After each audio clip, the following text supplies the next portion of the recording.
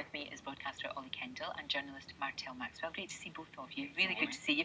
First story, George Osborne under a bit of pressure from MPs to help out pensioners.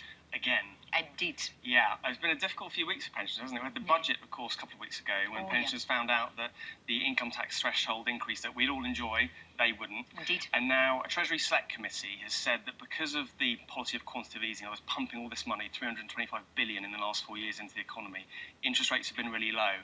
But of course for savers, and most savers are pensioners, have the big pension pots, it's been cripplingly bad, and it means they're losing a lot of money.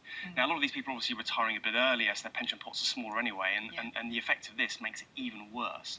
So what this committee is sort of suggesting is that we need, ahead of the autumn statement, which is later on in the year, for the government to look at this and see if pensioners should, even be compensated.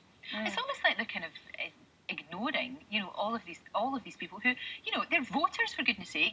Why would you ignore them? It doesn't make any sense to me. Absolutely, and I think it would be popular with anyone to help these pensioners. We're all going to be there one day, Absolutely. But on the other side, the quantitative easing has helped us keep our AAA rating for credit. Yeah. And I think that the balance is that, of course, money had to be printed, something had to be done. Yeah. But, of course, these poor pensioners, I think we could see, not riots, but demonstrations by pensioners.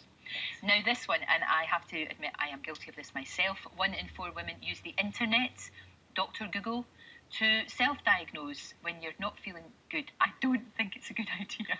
Oh, it's so not a good idea. I've been there too. Oh, so dear. 1 in 4 women have misdiagnosed what they have. It could be they think they have asthma. Breast cancer is the most common one. Serious, yeah. So a poll of 1,000 women showed this is a very common thing to do. I once thought that I had a tumour back here. It turned out to be a spot. Diagnosing yourself, and you can terrify yourself with what's on the internet. In the old days, we used the family medical book. Do you remember the big one that everybody had in the house? And you went through it, and then by the end you had everything.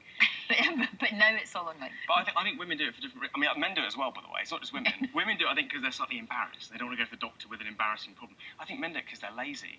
I'm always sort of like, I've got a knee injury. What is it? Oh, it's fine. I'll just take some multivitamins and stretch, and I'll be fine. So I think we all do it, but for very different reasons. It's not a good idea. Yeah, it's not a good idea. It isn't. Now, there's fresh hope, we believe, for Kate and Jerry McCann. There's a new potential sighting of